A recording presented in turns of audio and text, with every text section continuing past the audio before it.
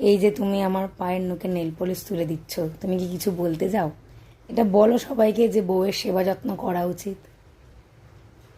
না আমি পারছি না বলে করতে হচ্ছে, এমন না যে ইচ্ছাকৃতভাবে করতে হচ্ছে। বলো তাহলে তুমি একটা কিছু।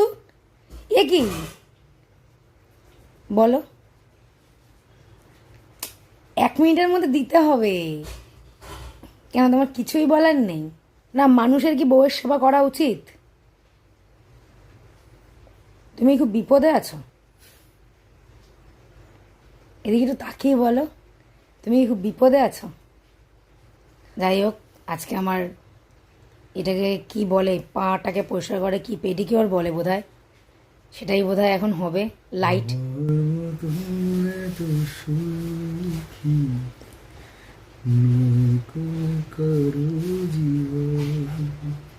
কপিরাইট খাবো আমি।